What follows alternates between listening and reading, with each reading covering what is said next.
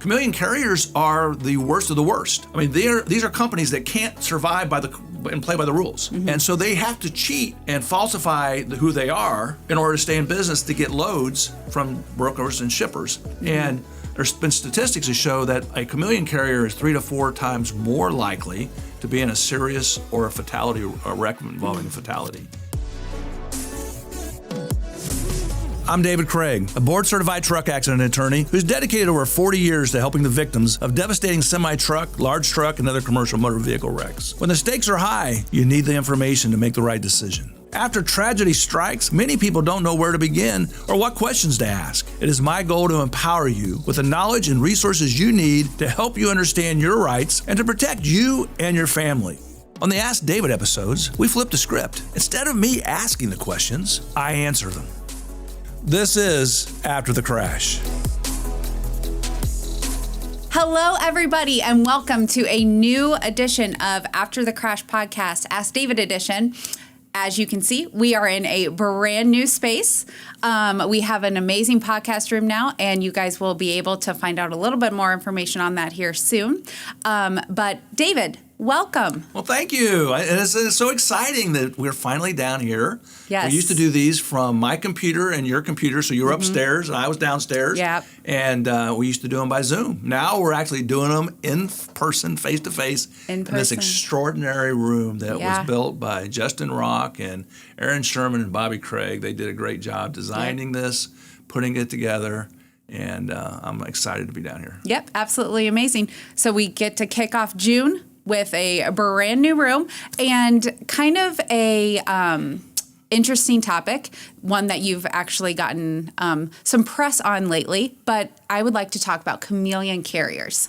Yeah, I mean, chameleon carriers are a hot topic right now. I mean, 60 Minutes just did something. Yes. Channel 13, WTHR. I was a guest on there. She did a segment on it, and I did a quote. She quoted me on it. So, you know, it is a hot topic. They're extraordinarily dangerous. So a chameleon carrier is a trucking company that changes its colors, that's why we call it a chameleon, is chameleons change colors. And it's a bad company. It's a dangerous company. And it's a company that's got really bad equipment, has bad drivers, bad safety records. And when they are about ready to be shut down and closed down, they morph into a new company with a new name, and then they'll get a new DOT number. And so it fools people, and so then they can get loads and get shipments,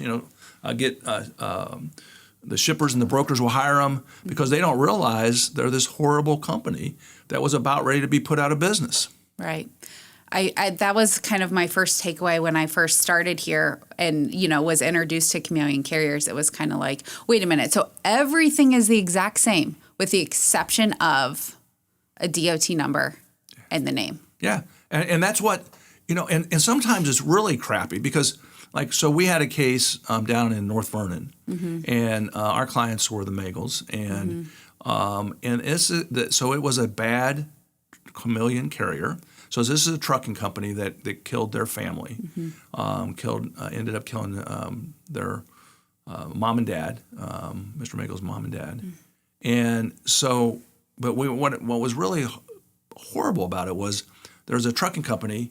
And they were getting fined and penalized by the government. They were struggling to stay open because they had so many. Their equipment was out of service, taken out of service. Their equipment was bad. It was not repaired properly. Their drivers were horrible, and so then what was really frustrating was that they were having trouble getting insurance. So the insurance company was looking at it, saying, man, you guys are bad. You're getting ready to be closed down. The government's getting ready to close you down. Right. Because you're so bad. And for us to get you insurance, we're going to have to do something. And so what they did was assisted them, and in my opinion, aided and abetted them into morphing into a different company. But when you went and looked at later after the wreck, when we did our investigation, you could even tell the barn still had the old name on it, their shed where they had the trucks. I mean, it was the same bad equipment. And in that case, the equipment that killed our clients had bad, faulty brakes. that had been one of the reasons why they were getting ready to be shut down. One of the reasons why they had been fined and penalized was because of their equipment had bad brakes. And lo and behold, on that day, their brakes failed and they killed our clients. Yeah. And so that's an example of a chameleon carrier. And what was really bad in that case too is the owner of that company, he had a new driver, and so it wasn't one of the same drivers. He had a new driver. The driver called him and said, "Hey, look, I'm driving your truck, and the brakes are bad, and I can't drive any further. It's too dangerous." Right. The owner of the trucking company said, "Get back in your truck and drive." And the driver said, "No, I'm not going to." And the owner said, "Yeah, you are, or I'll fire you." And the driver said, "Well, you're going to have to fire me." So he fired him. And then the owner went down and got in that daggone truck and drove it, despite the fact that he had been warned by the driver, and the driver had been fired because he wouldn't drive that vehicle. The owner gets in that truck and drives it himself, and then the brakes failed, and he rear-ended our clients. And so that is a chameleon carrier. It was a company that was on the verge of being closed by the government. It has been penalized because of the equipment was bad, was not repaired, not maintained. They had drivers were higher incidence of wrecks and fines and traffic tickets. And instead of just going out of business, they just reorganized with a new DOT number and a new name. Right. So rather than doing the right thing, which is what we all hope that others will do for us, right? Do the right thing. They decided to just cut corners and conceal. And the chameleon carriers are the worst of the worst. I mean, these are companies that can't survive and play by the rules, and so they have to cheat and falsify who they are in order to stay in business to get loads from brokers and shippers. And there's been statistics that show that a chameleon carrier is 3 to 4 times more likely to be in a serious or a wreck involving a fatality. And so, it's a race to the bottom. It's like the worst companies, they go down this path, and they unfortunately change their colors in order to try to fake people out so that they can stay in business. Yeah, that was the case that you just spoke about, the Megel case, was the first chameleon carrier that I had ever come in contact with when I first started working here. And I know you've worked on several other chameleon carrier cases. Is there, one that kind of comes to mind that, is different than the Megel case, or do they all kind of have that same underlying, bad company? I think they're all similar in the sense that, they're avoiding penalties, they're avoiding closures, they're having insurance issues, they're having trouble getting loads. Yeah. And so we had another one, the William Card. He was killed by a semi driver who, although it wasn't a chameleon carrier when he killed our client, he then immediately changed the name, changed the DOT. That driver turned into a chameleon carrier following our wreck. And so you see it all the time, and I think it's a plague on our roadways, and it endangers all of us, because you don't know when you're driving next to a truck, is this truck a chameleon carrier or not? Right. Is this somebody that has a bad brakes, that has a bad, a dangerous piece of equipment, or a bad driver? It could very well be, and we're riding right next to it, and it's luckily there is a big movement right now in the federal government and the state governments to crack down on chameleon carriers. Right. And hopefully they do that, because it's extraordinarily dangerous. Oh, absolutely. And, they don't, like you said, you never know. They don't have neon signs saying, hey, I'm a bad trucking company and recently changed my name. That would be ideal. But, I think that,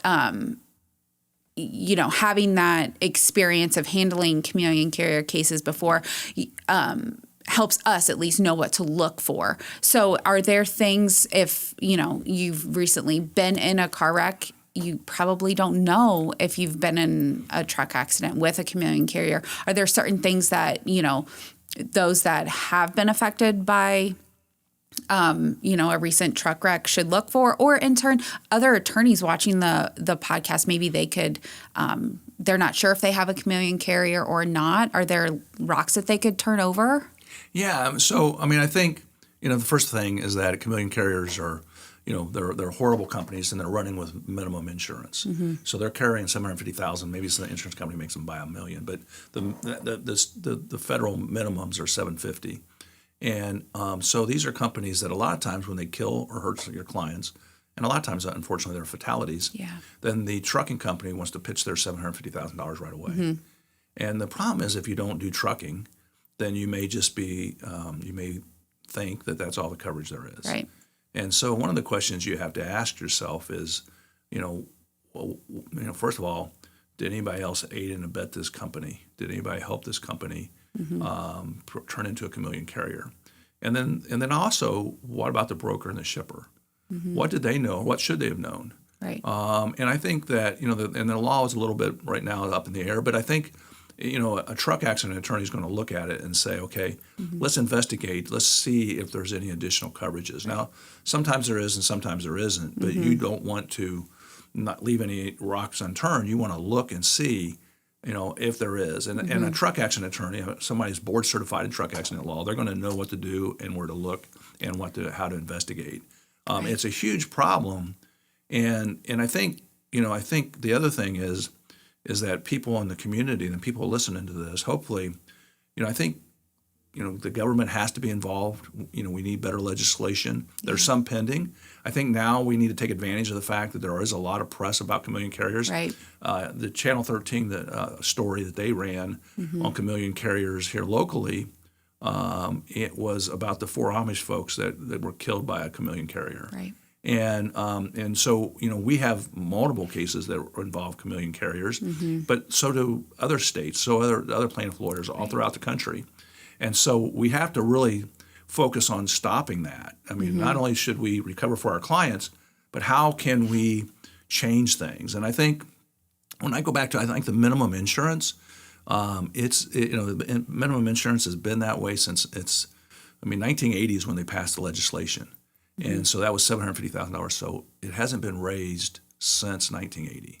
Inflation has gone up on everything else. Everything else costs more. Right. I was going to say, what's a can of or a carton of milk? Isn't that the typical comparison that they use? And also what's the medical treatment? Just think when you got in 1980 when you got hurt and you went to the hospital, it was a lot cheaper than today in 2026 when this episode's being filmed. So why is that important? Well, when you leave the minimums low, insurance companies don't have an incentive to screen the people who are buying the insurance. Yeah. So it's easier for them to sell $1 million or $750,000 or $1 million policy to a scuzzy, bad, dangerous trucking company because their payout is not going to be that huge. Right. Now, if you raise that limit to $5 million or above, at $5 million basically just would keep up with inflation. Right. But if you go $5 million or above, then suddenly now the insurance company has more to lose. If the insurance companies have more to lose, the one thing we do know is that they'll start being more. They'll scrutinize the people who are buying the insurance. Yeah. And so that, to me, is one of the most important things: is let's raise the minimum insurance, not only because it compensates the families that are hurt, but more importantly, it drives the insurance industry to do a better job screening these companies. Yep. And then next, let's make penalties. Severe penalties for the people who are the chameleon carriers. Right. If you're a chameleon carrier, you deserve to be punished. Right. You should deserve jail time, penalties, and I think we should make it harsher and tougher on those people who decide to become chameleon carriers. Yeah. And then I think in enforcement, I think from the federal government, had they in the Megel case, had the government gone out when they applied for their new DOT, had the government gone out to their facility, they would have realized it's the same company. Right. And they never would have allowed them to get their DOT number and go continue in business. So the government has to be given more resources to be able to vet the people who are switching and getting new DOT numbers. Yeah. One thing we know, the insurance companies will always want to keep all their money in their pockets for as long as possible. So absolutely. If we raise it, like you said, there's definitely something to lose there. From a paralegal perspective, one thing that I would say, if there are any other paralegals listening, is it's always a telltale sign for me if an insurance company is just trying to get you to take that policy limit. They keep following up. You're like, oh, there's got to be something else there. Let's dig a little deeper and figure it out, because I feel like 9 times out of 10, they're looking to get out quickly because they've got something to cover up. Yeah. Whether it's a bad truck driver, whether it's a chameleon carrier, whether it's, something with a broker or shipper, there's a reason why they want to give you money quickly. And, as a paralegal, you bring it to your attorneys. Just anything that you can do from a paralegal standpoint, to help your attorney along would be fantastic. And that's one of my tips and tricks, if you will. We have a new podcast. Tips and tricks. Paralegal tips and tricks. Well, I think that hopefully, people listening to this are a little bit more familiar with what a chameleon carrier is. Chameleon carriers, we all should be on the same side. Yeah. I'm not against truckers. I'm against the bad truckers. Right. There's the majority of the truck drivers are really good, caring people who are just out trying to support their families. Mm-hmm. But the bad ones are extraordinarily dangerous, and they're killing and hurting people. Right. And we should all agree that we do not want dangerous truckers on the roadway. Right. And that shouldn't be controversial. It should be something that we can all agree on, and we should all fight and work hard to make sure that, when we're driving on the road with our family, that we're safe. Yeah, absolutely. Couldn't agree more. I feel like the good truck drivers they know bad truck drivers. They know bad trucking companies. So I just feel like, if we could all kind of work together to the benefit of everybody, that would be outstanding. But I know that this day and age doesn't really happen that easy.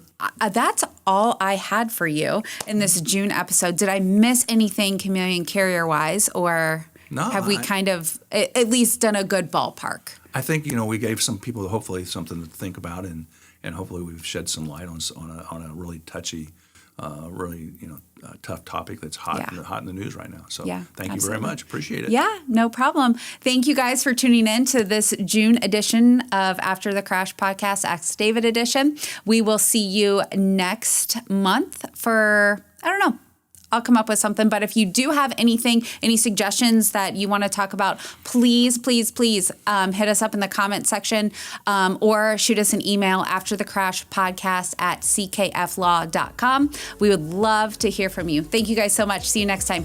Bye.